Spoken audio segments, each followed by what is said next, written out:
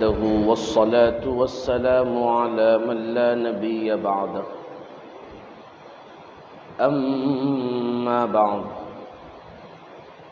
فأعوذ بالله من الشيطان الرجيم بسم الله الرحمن الرحيم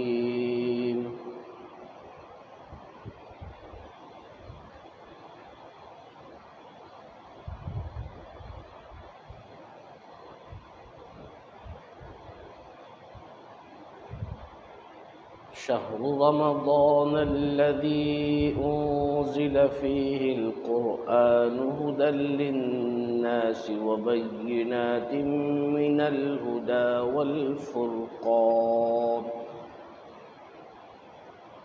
فمن شهد منكم الشهر فليصم صدق الله العظيم وبلغنا رسوله النبي الأمين الكريم ونحن على ذلك لمن الشاهدين والشاكرين والحمد لله رب العالمين السلام علیکم ورحمۃ اللہ تعالی وبرکاتہ۔ محترم و مکرم حاضرین اکرام، معزز بزرگان دین، نوجوانان اسلام، آئیے سب سے پہلے میں اور آپ مل کر عقیدت اور محبت کے ساتھ بھرپور وارفتگی کے ساتھ گنبد خضرا کا تصور اپنے دل و دماغ میں لیے ہوئے میرے اور آپ کے آقا صلی اللہ تعالی علیہ وسلم کی بارگاہ میں بآواز بلند ہدیہ درود پاک کا نذرانہ پیش کریں۔ پڑھیں اللہم صلی علی سیدنا شفیعنا حبیبنا و طبیبنا و مولانا محمد وعلی آلہ و اصحابہ وبارک وسلم۔ اللہ سبحانہ و تعالیٰ نے ہم گناہ گاروں کو، خطا کاروں کو جو کچھ بھی عطا فرمایا ہے اپنے حبیب پاک صلی اللہ تعالی علیہ وسلم کے صدقے میں عطا فرمایا۔ اگر حضور نہ ہوتے تو کچھ بھی نہ ہوتا، اگر حضور نہ ملتے تو ہمیں کچھ نہ ملتا۔ ہماری زندگی اور اعمال کی جو بہاریں ہمیں نظر آ رہی ہے، یہ سب کی سب بہاریں حضور کا صدقہ۔ جب خوب تر اللہ کی عبادت کرنے کا موقع مل جائے اور ایسی با رونق اور پر رونق ساعتیں گزارنے کا موقع مل جائے جس میں دل کا رواں رواں یہ گواہی دے کہ واہ کیا ماہ رمضان ہے، کیا اللہ کی نعمتیں ہیں، کیا اللہ کی قدرتیں ہیں، کیا اللہ کی شان ہے، کیا عبادتوں میں مزے ہے۔ جب یہ احساسات خوشی و مسرت کے محسوس ہونے لگے تو مومنوں چاہیے کہ ہم اس پاک ہستی کو بھی یاد کریں جس ہستی کے صدقے میں اللہ پاک نے ہمیں یہ سب کچھ عطا فرمایا۔ کیونکہ جب بندہ ذریعے کو نہیں بھولتا ہے نا تو کبھی بھی اس کے پاس سے نعمت نہیں چھینی جاتی۔ جب بندہ وسائل اور ذرائع کو بھول جاتا ہے، فراموش کر جاتا ہے، تو پھر اس کی نعمتیں ختم ہو جاتی ہے اور اس کی خوشیاں عارضی رہ جاتی ہے۔ پیارے آقا کریم صلی اللہ تعالی علیہ وسلم کی ذات پاک جو اللہ پاک نے ہم گناہ گاروں کو عطا فرمائی، یہ رب ذوالجلال کا ہم پر بہت ہی عظیم ترین احسان ہے کہ مولا تعالیٰ نے ہم کو اپنے محبوب کی امت میں جگہ عطا فرما کر ہماری گردنوں میں ان کی غلامی کا طوق و پٹا عطا فرمایا۔ اور اس بات پر ہمیں فخر ہونا چاہیے، شکر کے الفاظ ہونا چاہیے، اور ہمیشہ یہ احساس رہنا چاہیے کہ اللہ رب ذوالجلال کی یہ نعمت عظمیٰ آقا کریم صلی اللہ علیہ وسلم کی نسبت اگر یہ نہ ہوتی تو میری کوئی بھی اوقات نہ ہوتی۔ کیونکہ آج میں مومن ہوں سرکار کے صدقے میں، مسلمان ہوں آقا کریم کے صدقے میں، عبادتیں کر سکتا ہوں، ریاضتیں کر سکتا ہوں، اللہ کو یاد کر سکتا ہوں، اپنے آپ کو ایک پاک صاف سمجھدار مومن و ایمان والا محسوس کر سکتا ہوں۔ جو کچھ بھی میں آج اپنے آپ کو فیل کر سکتا ہوں وہ سب کا سب آقا کریم صلی اللہ علیہ وسلم کے صدقے تو فعل میں۔ کیونکہ اللہ سبحانہ و تعالیٰ نے جو نعمتیں عطا فرمانی ہیں کسی نہ کسی کے ذریعے سے عطا فرمانی، تو سب سے بڑی نعمت جو اللہ کی معرفت ہے، اللہ کا عرفان ہے، اللہ کی پہچان ہے، اللہ پر ایمان لانا ہے، کیونکہ بغیر ایمان کے کسی بندے کا کوئی عمل قبول نہیں ہوتا۔ ایمان ہوگا تو ہی عمل قبول ہوگا، اگر ایمان نہیں ہوگا تو وہ لاکھ نیکیاں کر لے، لاکھ نمازیں پڑھ لے، لاکھ اچھائیاں کر لے، ایمان اگر کامل نہیں ہے، ایمان مکمل نہیں ہے، ایمان نہیں ہے تو پھر کوئی عمل قبول نہیں۔ جس کی بڑی آسان سی مثال اگر میں دوں تو جو غیر مسلمین ہیں جنہوں نے اسلام قبول نہیں کیا، وہ چاہے کتنا ہی صدقہ کر لے، کتنا ہی خیرات کر لے، کتنی بھی اچھائیاں کر لے، کتنے ہی پیسے لٹا دے، کتنے ہی غریبوں کی مدد کر لے، کتنا ہی اچھے سے اچھا کام کرتے چلے جائیں، لیکن آخرت میں ان کے لیے اس کا کوئی انعام نہیں۔ اگر کوئی ایمان نہ لانے والا 50 سال تک پوری زندگی نیک عمل کرتا رہا، ہر نیک عمل کیا، 50 سال تک کرتا رہا، لیکن ایمان نہیں لایا، تو اس کے 50 سال کے سارے اعمال کا آخرت میں رتی برابر بھی اچھائی نہیں ملے گی۔ آقا کریم صلی اللہ علیہ وسلم نے فرمایا کہ اگر کوئی غیر مسلم ایمان نہ لانے والا دنیا میں اچھا کام کرے گا تو اللہ سبحانہ و تعالیٰ اس کے اچھے کاموں کا بدلہ اسے دنیا ہی میں عطا فرما دے گا۔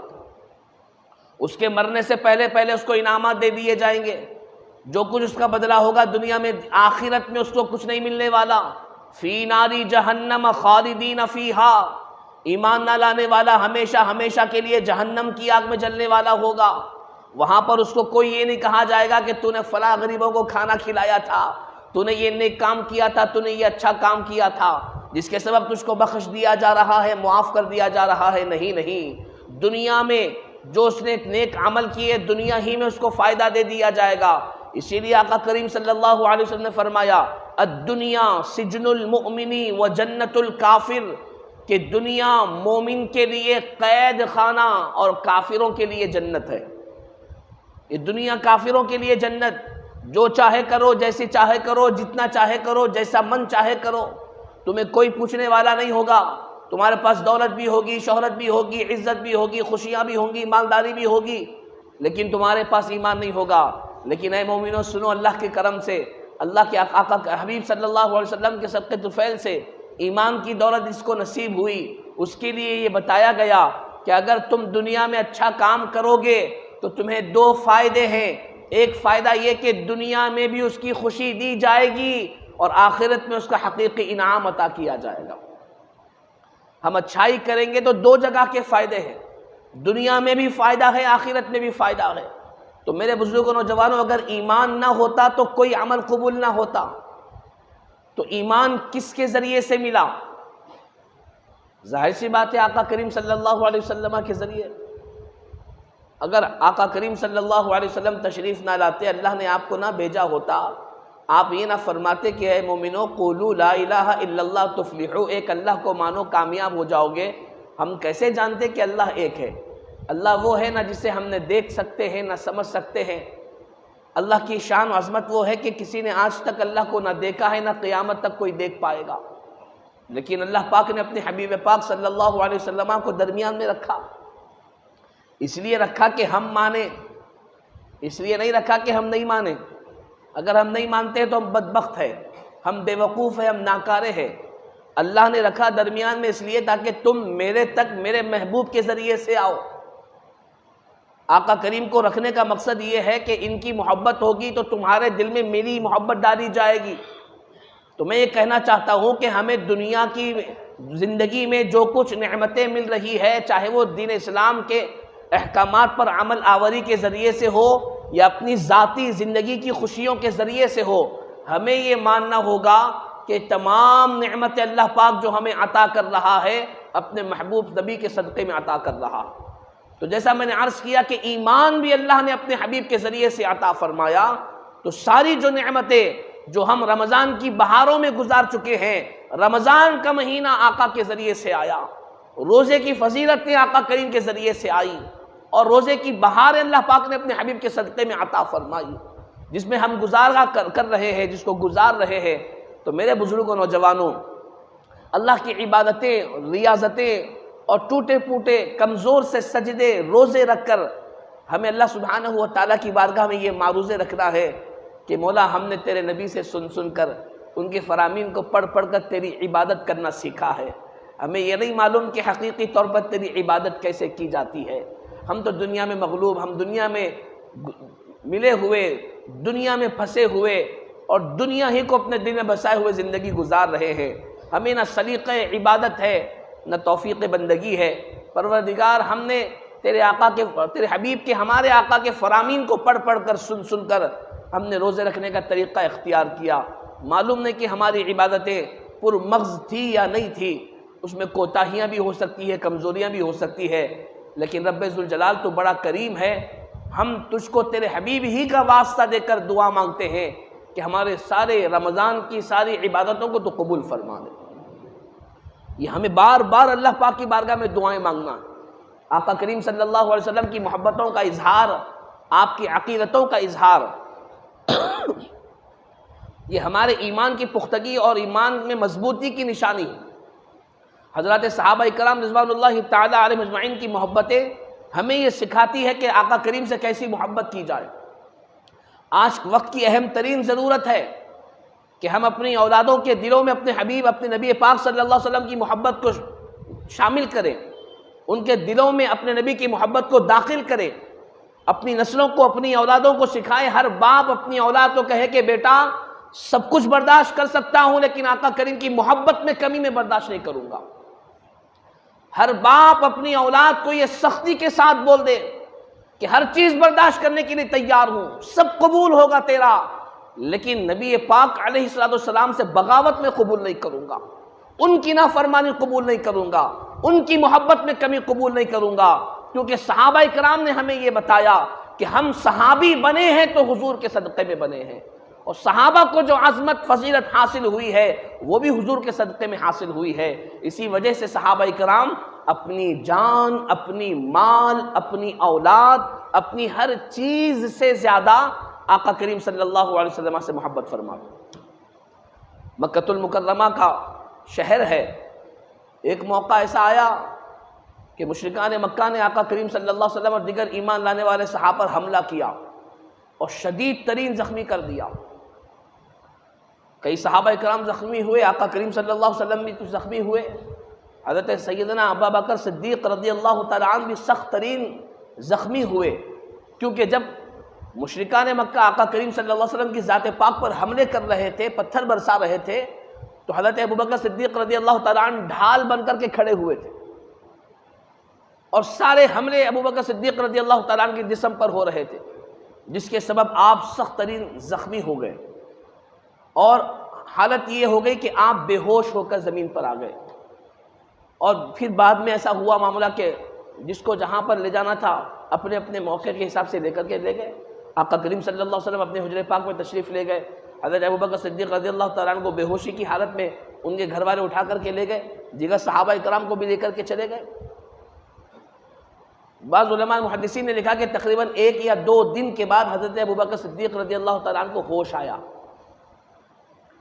جب ہوش آیا تو آپ نے ہوش آنے کے بعد جو روایتوں میں لکھا ہے، آنکھ کھلتے ہی سب سے پہلے اپنے گھر والوں سے کہا کہ مجھے یہ بتاؤ کہ آقا کریم صلی اللہ علیہ وسلم کہاں ہیں، پیارے آقا کی ذات پاک کہاں ہیں۔ گھر والوں نے کہا کہ بھئی آرام کرو، تمہیں کافی دیر کے بعد ہوش آیا ہے، تم سخت ترین زخمی ہو، جسم سے بہت سارا خون بہہ چکا ہے، تمہیں پٹیاں کرائی گئی ہیں، لہٰذا آرام کرو۔ کہا کہ نہیں، ابو بکر کو اس وقت تک سکون نہیں آئے گا جب تک کہ وہ اپنی آنکھوں سے اپنے آقا کے چہرے انور کی زیارت نہ کر دے۔ یہ محبت بتا رہا ہوں، جان سے زیادہ محبت۔ یہ جو ہمارے پاس ہمارے بزرگوں نے یہ طریقہ سکھایا ہے کہ تم سب کچھ اپنا نبی کے نام پر قربان کرو، اپنے نبی کا ذکر اتنا کرو، اتنا کرو، اتنا کرو کہ تمہاری نسلیں صرف ذکر مصطفیٰ سن کر سمجھ جائیں کہ اللہ کے بعد اگر کوئی ایمان میں سب سے اونچا مقام رکھنے والے ہیں تو وہ آقا کریم کی ذات مبارکہ۔ اتنا اپنے نبی کا ذکر کرو۔ کیوں؟ اس لیے کہ اللہ کے نبی کا ذکر وہی کرتے ہیں جن کو اللہ پاک توفیق عطا فرماتا۔ وَرَفَعْنَا لَكَ ذِكْرَكَ، اے محبوب ہم نے آپ کے لیے آپ کے ذکر کو بلند کر دیا۔ اللہ نے ہمارے نبی کے ذکر کو بلند کیا۔ جب اللہ نے نبی کے ذکر کو بلند کیا ہے تو میرے بزرگوں نوجوانوں، اللہ سبحانہ و تعالیٰ نے ہمیں ذریعہ بنایا ہے ان کے ذکر پاک کا، تو یہ ہمارے لیے سعادت مندی کی بات ہے۔ تو گھر والوں نے سمجھایا، کہا کہ نہیں آرام کرو، کہا کہ نہیں، جب تک میں آقا کریم کو نہ دیکھوں مجھے سکون نہیں آئے گا، میں نہ کھاؤں گا نہ پیوں گا نہ کچھ اور کروں گا، مجھے ابھی اسی وقت اپنے حبیب کے پاک صلی اللہ علیہ وسلم کو دیکھنا۔ لہٰذا گھر والے پریشان ہوئے، تلاش کرنے لگے، کیونکہ وہ وقت ایسا تھا کہ مشرکان مکہ موقع ملتے ہی حملہ کر رہے تھے، تکلیفیں دے رہے تھے۔ تو بڑی کوششوں سے آپ کی والدہ نے آقا کریم صلی اللہ علیہ وسلم کو تلاش فرمایا، معلوم کیا تو ایک فلاں صحابی کے گھر میں آقا کریم صلی اللہ علیہ وسلم آرام فرماتے، جا کر کے ارشاد فرمایا، یا رسول اللہ، ابو بکر کو ہوش آ گیا ہے اور وہ بے چین ہے، بے قرار ہے، نہ کھانے کے لیے تیار ہے، نہ پینے کے لیے تیار ہے، نہ آرام کرنے کے لیے تیار ہے۔ ہوش آتے ہی آپ کا نام جپے جا رہے ہیں، آپ کا نام لیے جا رہے ہیں، آپ ہی کو یاد کیے جا رہے ہیں، اور حد یہ ہے کہ یہ کہہ رہے ہیں جب تک آپ کو نہ دیکھیں گے نہ کھانا کھائیں گے نہ دوا کھائیں گے، نہ آرام کریں گے نہ سکون سے رہیں گے، لہٰذا کیا حکم ہے؟ کہا کہ بھائی کیا حکم کی کیا بات ہے، ابو بکر کو بلاؤ میرے پاس۔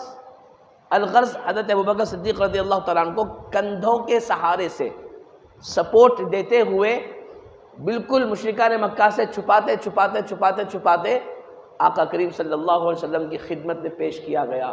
تو روایتوں میں لکھا ہے کہ حضرت ابو بکر صدیق رضی اللہ تعالیٰ عنہ نے جب آقا کریم صلی اللہ علیہ وسلم کے چہرے انور کو دیکھا، آنکھوں سے آنسو جاری تھے اور زبان پر یہ الفاظ جاری تھے، فداک ابی و امی یا رسول اللہ، میرے آقا میرے ماں باپ آپ پر قربان ہو جائے، اگر میں آپ کو نہ دیکھتا تو میں ہلاک و برباد ہو جاتا تھا۔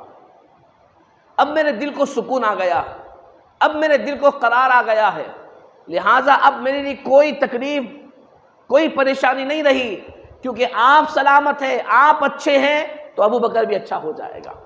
یہ حضرت صحابہ اکرام کی محبتوں کا عالم کہ ان کے لیے سب کچھ اگر کچھ تھا تو آقا کریم صلی اللہ علیہ وسلم کی ذات پاک تھی۔ تو ہمیں بھی اپنے صحابہ اکرام کے نقش قدم پر چلنا ہے، ہمیں بھی ان کے طریقوں کو اختیار کرنا ہے، کہ جیسا میں نے کہا کہ ان لوگوں نے ہمیں یہ سکھایا کہ آقا کریم صلی اللہ علیہ وسلم کی محبت کے لیے، آپ کی اطاعت کے لیے، آپ کی فرما برداری کے لیے اپنی جان مال آل اولاد سب کچھ قربان کرنا پڑے تو قربان کرنے کے لیے تیار ہو جانا چاہیے۔ تو لہٰذا عبادتوں کے یہ سنہرے موقع جو اللہ پاک نے رمضان کریم میں ہم کو عطا فرمائے، یہ آقا کریم صلی اللہ علیہ وسلم کے صدقے طفیل میں عطا فرمائے۔ تو میں آپ سے یہی عرض کر رہا ہوں، ایسے سوڑے نبی کے صدقے میں اللہ سے دعائیں مانگتے جائے کہ مولا ہمیں تو سلیقے عبادت ہرگز بھی نہیں آتا، ہم نے جو کچھ بھی ٹوٹے پوٹے انداز میں روزے رکھے ہیں، تراویح پڑھی ہے، نمازیں پڑھے ہیں، تلاوت قرآن کیے ہیں، زکوٰۃ دیے ہیں، فطرہ دے رہے ہیں یا دیے ہیں، جو کچھ بھی نیک عمل کیے ہیں مولا تیرے حبیب کے ارشادات کی روشنی میں کیے ہیں، ہمیں یہ نہیں معلوم کہ اس میں کتنی کمی و کجی اور کمی بیشی ہو گئی ہے، لیکن ہم تیرے ہی نبی کا وسیلہ دے کر کے تجھ سے مانگتے ہیں کہ تو ان تمام ٹوٹی پوٹی عبادتوں کو اپنی بارگاہ میں قبولیت شرف عطا فرما۔ یہ ہمارے لیے ضروری ہے۔ اب رہا رمضان کا مقدس مہینے کا اختتام، آج جمعۃ الوداع ہے، اور اللہ کا کرم یہ ہوا کہ اس ماہ مبارک یعنی رمضان میں اللہ نے ہمیں 5 جمعے عطا فرمائے، 5 جمعے، یہ 5واں جمعہ ہے رمضان کا، اور غالباً ہو سکتا ہے زیادہ مواقع ہے کہ کل چاند، آج شام میں چاند نظر آئے تو کل عید الفطر ہو، یہ بھی ہو سکتا ہے کہ نہ نظر آئے اور کل 30واں روزہ بھی ہو جائے، اللہ پاک کی مرضی۔ لیکن حدیث پاک میں آقا کریم صلی اللہ علیہ وسلم نے ارشاد فرمایا، روزے 30 کے ہو یا 29 کے، اگر 29 کے بھی روزے رکھے ہوں گے تو اللہ سبحانہ و تعالیٰ 30 روزوں کا ہی ثواب عطا فرمائے گا۔ یہ اللہ کا احسان ہے۔ اگر چاند کی وجہ سے 29 روزے ہوئے، کیونکہ حدیث پاک میں آیا ہے سیرت آقا کریم صلی اللہ علیہ وسلم نے کہ ہمارے آقا کی حیات پاک میں 11 مرتبہ رمضان آیا، 11 مرتبہ رمضان آیا، تو آقا کریم صلی اللہ علیہ وسلم کی حیات پاک میں آنے والے رمضان میں 9 رمضان 29 کے تھے، 2 رمضان 30 کے تھے، 9 رمضان 29 تاریخ کے تھے۔ تو حضور نے فرمایا کہ رمضان 29 کے ہو یا 30 کے ہو، اللہ سبحانہ و تعالیٰ ثواب 30 روزوں کا ہی عطا فرماتا۔ تو یہ اللہ کا کرم ہے ہم پر، اگر 29 بھی ہوں گے تو 30 ہی ملیں گے، اور اگر 30 بھی مل جائے تو یہ بھی اللہ کا شکر ہے، احسان مولا کا۔ اب اس کے بعد ہمیں عبادتوں ریاضتوں کی قبولیت کی دعائیں مانگنے کے ساتھ ساتھ جو ایک عمل ہمارے آقا کریم صلی اللہ علیہ وسلم نے ہمیں بتایا ہے وہ ہے صدقہ فطر، صدقۃ الفطر جس کو کہا جاتا۔ یہ ہر اس شخص پر واجب ہے جس کو اللہ پاک نے خوش و خرم زندگی عطا فرمائی، جس کے پاس رہنے سہنے کے سارے ساز و سامان موجود ہے، جو قرض دار نہ ہو، پریشان حال زندگی نہ گزار رہا ہو، 3 وقت کا کھاتا ہو پیتا ہو، سکون سے زندگی گزارتا ہو، اور گھر کے استعمال کے زائد جو سامان ہے اگر اس سامان کو جوڑا جائے تو اس سامان سے 52 تولے چاندی یا 6 تولے سونے کی قیمت نکل سکتی ہو، تو ایسے ہر شخص پر صدقہ فطر واجب ہے۔ صدقہ فطر جس طرح زکوٰۃ کی رقم پر 1 سال گزرنا ضروری ہے، صدقہ فطر پر ضروری نہیں ہے۔ کوئی کل غریب تھا، آج اچانک پیسے آ گئے اچھے خاصے، ہو سکتا بھائی کبھی آ جاتے پیسے، اگر پیسے آ گئے تو اس کو اسی وقت زکوٰۃ دینا، بلکہ یہاں تک فرمایا کہ نماز عید الفطر سے پہلے تک بھی اگر کسی کے پاس رقم، پیسہ، دولت، سامان، تجارت کچھ بھی آ جائے، زائد سامان آ جائے، تو اللہ سبحانہ و تعالیٰ کی رضا کے لیے وہ اسی وقت صدقہ فطر ادا کرے۔ تو صدقہ فطر کے تعلق سے کبھی بھی یہ غفلت نہ کرے کہ بھائی میں غریب ہوں، میں زکوٰۃ نہیں دیتا ہوں، میں صدقہ فطر بھی نہیں دیتا ہوں۔ آپ زکوٰۃ نہیں دیتے تو اس کا مطلب ضروری نہیں کہ آپ صدقہ فطر بھی نہیں دینے والے ہوں۔ آپ زکوٰۃ اس لیے نہیں دیتے ہیں کیونکہ آپ کے پاس سونا چاندی نہیں ہے، جائیداد نہیں ہے، یا سونا چاندی کے برابر رقم 1 سال سے آپ کے پاس رکھی ہوئی نہیں ہے، زمینہ نہیں ہے، کاشتکاری کے مال تجارت نہیں ہے آپ کے پاس جس کی وجہ سے آپ زکوٰۃ نہیں دیتے۔ لیکن صدقہ فطر کا معاملہ پورا مکمل زکوٰۃ کی رقم اور اس کے نصاب کے جیسا نہیں ہے، بلکہ فرمایا گیا گھر کا وہ ساز و سامان جو ضروریات سے زیادہ ہو اس کو بھی اگر دیکھا جائے، یا پھر عام طور پر یہ کہہ دیا گیا کہ اگر اللہ پاک نے تمہیں خوشحال زندگی عطا فرمائی ہے تو خوشحال زندگی کا خیال کرتے ہوئے، احساس کرتے ہوئے اللہ کی رضا کے لیے اور اپنے عبادتوں کی قبولیت کے لیے تم صدقہ فطر ادا کرو۔ تو صدقہ فطر کیا ہے؟ جامع نظامیہ کے فتوے کے مطابق، دیکھیے فتویٰ اپنی اپنی تحقیق کے مطابق ہوتا ہے۔ بعض دارالافتاء والوں نے، یعنی دوسرے شہر کے، دوسرے اسٹیٹس وغیرہ کے لوگوں نے اپنے اپنے حساب سے اپنی تحقیق کے مطابق فتوے دیے۔ بعض لوگ 2.5 کلو بولتے ہیں، بعض 2 کلو بولتے ہیں، لیکن ہمارے ازہر ہند جامع نظامیہ کا جو فتویٰ ہے وہ ہے 1.25 کلو گیہوں یا اس کا آٹا یا اس کی قیمت۔ اب اس میں احتیاط آپ کرنا چاہ رہے ہیں تو 1.25 کے بجائے 1.5 کلو کر لیجئے، کافی۔ 1.5 کلو گیہوں یا اس کا آٹا یا اس کی قیمت ہر گھر کے فرد کی طرف سے آپ کو بطور فطرہ ادا کرنا۔ اب اتر پردیش کے جتنے مدارس ہیں، بریلی شریف ہے، دیگر مدرسے ہیں، جامعہ اشرفیہ مبارک پور ہے، پاکستان وغیرہ دیگر ممالک کے جو مفتیان کرام ہیں ان کے فتوے 2.5 کلو تک بھی ہے، 3 کلو تک بھی ہے، لیکن ہم چونکہ اپنی زندگی کے پورے فتوے جامع نظامیہ کے فتوے کے مطابق عمل کرتے ہے نا، طلاق کا مسئلہ ہو، وراثت کا مسئلہ ہو، دیگر تمام مسائل ہو عقائد کے، ہم تمام فتوے جو سو جامع نظامیہ کے پوچھتے، جامع نظامیہ سے منگاتے، اس کے فتوے پہ عمل کرتے۔ اب یہاں پہ بحث کرنے کی ضرورت نہیں بھائی انہوں ایسا بولے، انہوں ایسا بولے، جامعہ نظامیہ کے مفتیان اکرام کیا بولے وہ بس کافی ہے ہمارے لیے۔ اب ہمیں بحث و مباحث میں پڑھنے کی ضرورت نہیں، اگر اس میں کچھ کمی بیشی ہوگی تو ہمارے مفتیان اکرام ذمہ دار رہیں گے۔ ہم نے ان کے فتوے کے مطابق اپنا فطرہ ادا کر دیا، ہماری ذمہ داری ختم، اللہ پاک ہمیں مکمل ثواب عطا فرمائے گا۔ ہمیں ایڈوانس کام کرنے کی ضرورت نہیں ہے بحث و مباحثے میں جان، ہم عام لوگ ہیں، ہمیں اپنے طور پر عمل کرنا ہے، ٹھیک ہے۔ دوسری چیز یہ، اب گھر میں اگر 5 لوگ ہیں جس میں والد ہے، والدہ ہے، چھوٹے بچے ہیں، 3 چھوٹے بچے، جملہ ہو گئے 5، تو اب والد کی ذمہ داری ہے کہ وہ اپنی بیوی اور اپنے دیگر 3 بچے ان تمام کی طرف سے صدقہ فطر ادا کرے۔ یعنی زکوٰۃ کا معاملہ ایسا ہے، کوئی ایک شخص جس کے پاس سونا چاندی ہے انہیں اکیلا ادا کرنا ہے نا زکوٰۃ کا معاملہ۔ کسی کے پاس سونا چاندی ہے، پیسہ ہے، روپیہ ہے، جائیداد ہے، تو اسی اکیلے کو اپنے مال میں سے زکوٰۃ کی رقم دینی ہے، لیکن صدقہ فطر میں اکیلے تنہا نہیں دینا ہے۔ 5 لوگ ہیں تو گھر کا سرپرست یہ نہیں بولے گا کہ میں میری طرف سے صدقہ فطر ادا کر دے رہا ہوں، پوروں کی ذمہ داری ختم، نہیں، بلکہ یہاں تک بتایا گیا کہ اگر کوئی بچہ دنیا میں آنے والا ہے، ماں کے پیٹ میں ہے، مہمان آنے والا ہے، تو فرمایا اس آنے والے مہمان بچے کی طرف سے بھی صدقہ فطر ادا کر دو۔ اب صدقہ فطر ادا کرنے کا مقصد کیا ہے؟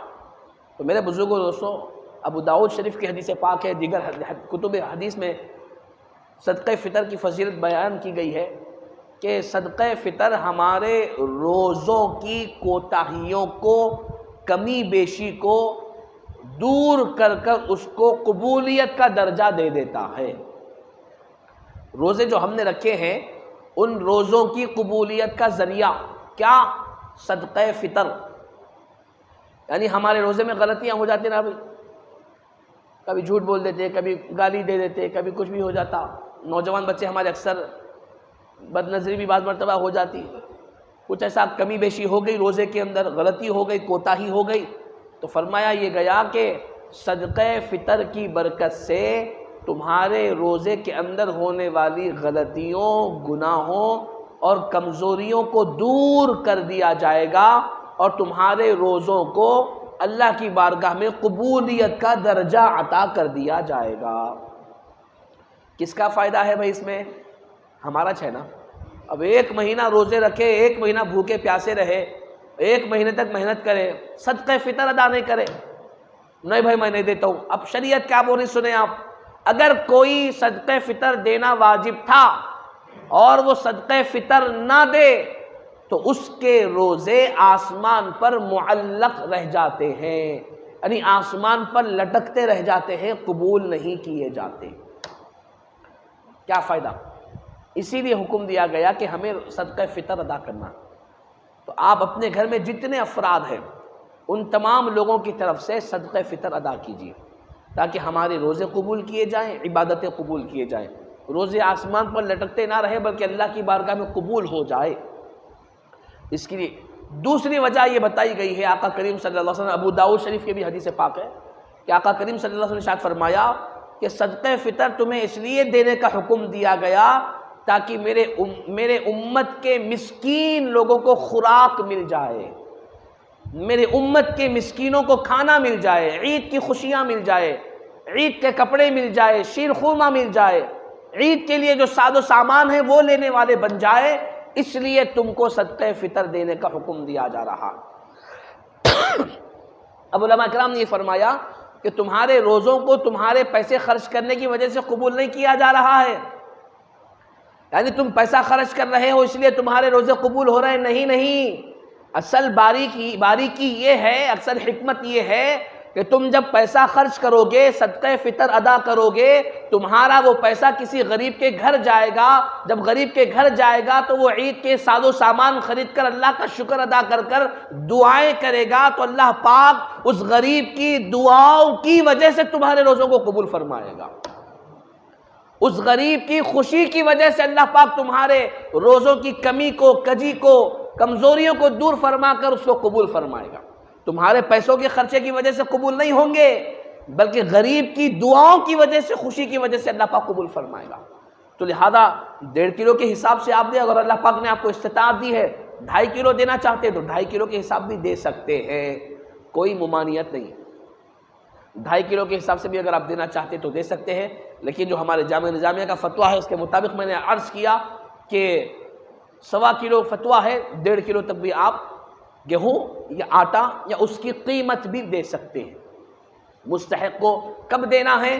نماز عید الفطر کی ادائیگی سے پہلے دینا۔ ہمارے آقا کریم صلی اللہ علیہ وسلم جب نماز عید الفطر کے لیے تشریف لے جاتے تو صدقہ فطر ادا کرتے ہوئے جاتے تھے۔ دوسری چیز علماء نے فرمایا کہ اگر آپ آج ہی دے دو، عید سے 1 دن پہلے دے دو، تو ظاہر سی بات ہے عید سے 1 دن پہلے دو گے تو مساکین کو، غریبوں کو یہ موقع مل جائے گا کہ آج کے ہی دن وہ کل آنے والے عید کے ساز و سامان خرید سکے، کپڑے خرید سکے، ضرورت کی چیزیں خرید سکے۔ ٹھیک ہے، تو کوشش کریں کہ آج رات گزرنے سے پہلے آپ صدقہ فطر مستحقین کو دے دیں، غریبوں کو دے دیں۔ یہ جو لائن سے بیٹھ کے مانگتے رہتے ان کا اعتبار نہیں کہ وہ مسکین ہے یا نہیں، ان کے پاس اتنی دولت رہتی، بعض ہمارے محنت کرنے والے نوجوانوں مزدوروں کے پاس نہیں رہتی اتنی دولت۔ غریب آج کل کیا چیز چھپی ہوئی ہے، سوشل میڈیا کے ذریعے ہر چیز سامنے آ رہی، کئی ویڈیوز آ رہی، پورے حالات ڈال کے منگ رہے ہیں، بعد میں رات میں آ کے اتنے گڈیاں گن لیتے بیٹھ رہے ہیں، وہ موٹے موٹے گڈیاں. ہمارے لوگ پریشان ہو رہے، اس سے اچھا جاب کیا ہو سکتا کہتے ہیں. ارے بابا جاب نہیں ہے بابا، وہ اللہ کی لعنت ہے، وہ نوکری نہیں ہے، وہ اللہ کی لعنت ہے. آقا کریم فرمائے کہ لوگوں کے سامنے ہاتھ پھیلا کر بھیک مانگنے والا جب قیامت میں اللہ کی بارگاہ میں پیش کیا جائے گا تو اس کے چہرے داغدار ہوں گے، بلکہ ایک اور روایت کے مطابق ان کے چہرے کا گوشت ختم ہو جائے گا، صرف ہڈیاں نظر آئیں گی. اللہ ہماری حفاظت کرے. تو فرمایا کہ جو مستحق ہے رشتہ داروں میں، دوست احباب میں، پڑوس میں، ان کو دیں. اگر وہ نہ ملے، ہمیں وہ میسر نہ آئے، تو پھر جو ہمارے بیت المال ہوتے ہیں، اہل سنت الجماعت کے مدارس ہے، ان مدارس میں جا کر کے آپ اپنے فطرے کی رقم جمع کریں. آپ جمع کر دیں گے تو آپ کا ذمہ ختم ہو جائے گا. آپ دے دیں گے تو آپ کا یہ یقین کر لیں کہ آپ کا فطرہ قبول ہو گیا. اب جس نے لیا ہے اس کی ذمہ داری کہ وہ کیا کرے گا. لیکن ہم جانتے ہیں چور ہے، جانتے ہیں خطرناک ہے، جانتے ہیں ہضم کر لیتے، وہ جانتے ہوئے بھی دینا نہیں. جس پہ بھروسہ ہے، اعتماد ہے، ہم کو یقین رہنا، دل مطمئن رہنا کہ بھئی ہم ان کو دیے تو ہمارا پیسہ صحیح جگہ پہ لگتا. اطمینان جہاں پر ہے وہاں پر دینا. تو بیت المال، ہمارے مسجد میں بھی بیت المال ہے، کئی سالوں سے بزرگوں نے، ہمارے جامع مسجد کے بزرگوں نے قائم کیا، کئی سالوں سے بیت المال کام کر رہا ہے. اس میں آپ رقم جمع کریں. یا پھر ہمارے جامع نظامیہ ہے جہاں پر تمام بچوں کو فری میں کھلایا پلایا پڑھایا جاتا ہے، کسی قسم کی کوئی فیس نہیں لی جاتی. وہاں پر آپ اپنے فطرے کی رقم جمع کریں، وہاں پر جا کر ادا کریں آپ جامع نظامیہ میں. تو لہٰذا صدقہ فطر ادا کرنا ہے ہر ایک مسلمان. دوسرا جو بڑی بڑی سنتیں ہیں عید الفطر کی، بڑی تیزی کے ساتھ آپ کے سامنے عرض کرتے ہوئے بات کو ختم کروں گا. توجہ سے سنیں کہ میرے اور آپ کے آقا کریم صلی اللہ علیہ وسلم کی سنت مبارکہ یہ ہے کہ عید الفطر کی ادائیگی کے لیے ہمارے آقا بڑا اہتمام فرماتے، یعنی اس دن کسی بھی طرح غسل کرتے تھے. آج اتفاق دیکھو، آج جمعہ آ گیا، اکثر لوگ غسل کرے ہوں گے. پکر ہلو دل بولتا اندر سے، ارے کریش نہائے نا، آج کہیں کو نہائیں گے بول کے. نہیں کرنا ایسا. ہمارے آقا کی سنت ہے. آج جمعہ کے دن نہ لیے، وہ جمعے کا غسل تھا، لیکن عید کا غسل مخصوص ہے. عید کو بھی غسل کرنا، اس کا بڑا ثواب ملتا. ہاں، یہ نہیں سوچنا کہ جمعہ کے دن کلش نہ ہے نا، جانو خالی کپڑے پہن لیں گے. بعض لوگ بولتے ہیں خالی آنگ دھو لیں گے، بولتے آنگ. غسل کرنا ہے سنت طریقے کے مطابق غسل، ٹھیک ہے. غسل کا اہتمام ہمارے آقا کرتے، نئے کپڑے پہنتے، اگر کسی کے پاس نہ ہو تو صاف ستھرے دھلے ہوئے جو کپڑے میسر ہو وہ پہنے. خوشبو کا استعمال کرتے، سرما لگاتے ہمارے آقا، مسواک کا استعمال کرتے، سرما لگاتے آقا. اور بڑی مسرتوں کے ساتھ عید کی نماز کو جانے سے پہلے گھر سے طاق عدد میں کھجوریں کھا کر کے جاتے. طاق عدد بولے تو کل 1 3 5 7 یا 11 9 بھی کھا سکتے ہیں. تو 5 3 کھجوریں زیادہ سے زیادہ. اب وہ شوگر پیشنٹ بھی رہتے بعد بیچارے، اللہ بولے کہ موسیٰ کھاؤ، بولے کھجورا خوب کھائیں گے، پریشان ہو جائیں گے. جتنی آپ کی استطاعت ہو، جیسا آپ کھا سکتے ہو.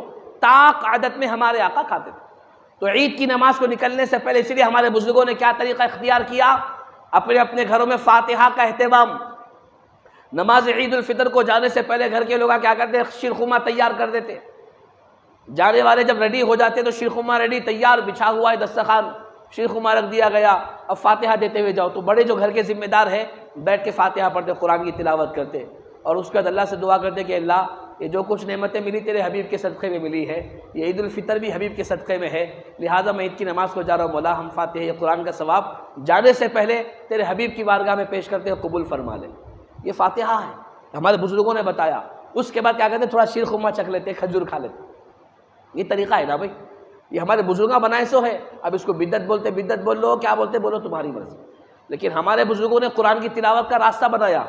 قرآن کی تلاوت ہوتی فاتحہ، تو لہذا تمام لوگ عید کے دن نماز عید کو آنے سے پہلے تیار ہو کر اپنے گھروں میں فاتحہ کا اہتمام کرتے ہوئے آنا. گھر کے بچے بھی دیکھتے، خواتین بھی دیکھتی، یہ کیا ہو رہا ہے، کہ یہ کیسا مسلمان ہے، کیسے ہمارے بابا دادا ہے کہ آج عید کی خوشیاں ہیں، عید کا موقع ہے، نماز کو جانا ہے، لیکن اللہ کو یاد کرنے اور شکرانہ ادا کرنے سے پہلے اللہ کی بارگاہ میں پہنچنے سے پہلے اللہ کی بارگاہ میں اپنے نبی سے محبت کا اظہار کرتے ہوئے جا رہا، اپنی نبی کی محبت میں فاتحہ کا اہتمام کرتے ہوئے جا رہا. لہذا اس کے ساتھ ساتھ شیرخرما بھی پیئے، آپ کھجور بھی کھائیں، اس کے بعد نماز کو آئیں. نماز کو پیدل آنا سنت ہے، مسجد کے قریب جتنے لوگ ہیں پیدل آئیں، دور والے گاڑیوں پہ آ سکتے۔ ہمارے آقا کا سنت طریقہ یہ ہے، ایک راستے سے نماز پڑھنے کے لیے جاتے، دوسرے راستے سے واپس آتے تھے۔ اس پر بھی ہو سکا تو عمل کریں آپ، اور قریب آ کر کے مسجد میں بیٹھنا، پیچھے پیچھے نہیں بیٹھنا۔ جیسا دیر سے آنے والے لوگ اکثر بات سوچ کے آتے، نہیں لاسٹ میں گئے تو دروازے کے قریب ٹھہرنے کا موقع ملتا، وہیں جان نماز بچھا لیں گے، جیسا امام صاحب سلام پھیرتے پلٹ کے بھاگ جائیں گے۔ حالانکہ عید کی نماز میں نماز پہلے ہوتی، خطبہ بعد میں ہوتا۔ جمعہ میں خطبہ پہلے ہوتا، نماز بعد میں ہوتی ہے نا، لیکن عید کے موقع پر پہلے نماز ہوتی، بعد میں خطبہ ہوتا، تو تمام لوگوں کو نماز بھی پڑھنا ہے، خطبہ بھی سننا ہے۔ تو لہٰذا جب تک مکمل خطبہ نہ سنے، نماز چھوڑ کر نہ جائے، ہرگز مسجد سے نہ جائے۔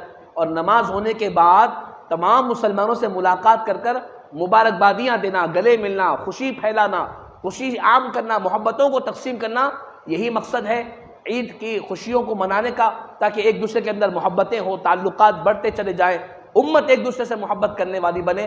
لہٰذا تمام مسلمانوں سے ملاقات کریں، سب کو خوشیاں دیں، آپ مبارکبادیاں دیں۔ لہٰذا یہ چند گزارشات عید الفطر کے تعلق سے اللہ سبحانہ وتعالیٰ کی بارگاہ میں دعا ہے کہ مولا تعالیٰ ہم ان باتوں پر عمل کی توفیق عطا فرما، ہمیں رمضان کی سعادتیں برکتیں عطا فرما مولا۔ رمضان ہم سے ودا ہو رہا ہے، معلوم نہیں کہ ہم نے تجھ کو راضی کیا یا نہیں کیا میرے مولا، لیکن ٹوٹے پھوٹے انداز میں جو روزے رکھے ہیں، ان روزوں کی لاج رکھتے ہوئے اس ماہ مبارک کو ہماری نجات و مغفرت کا ذریعہ بنا دے مولا، ہمارے گناہوں کو معاف کر دے پروردگار، بار بار ہماری زندگی میں ماہ سیام عطا فرما مولا، بار بار ہم اس کا اہتمام کرنے کی توفیق عطا فرما، ہم گناہگاروں کی دعا کو حضور پاک صلی اللہ علیہ وسلم کے صدقے طفیل میں قبول فرما برحمتک یا ارحم الراحمین، والحمد للہ رب العالمین۔ جو حضرات سنت نہ پڑھے ہوں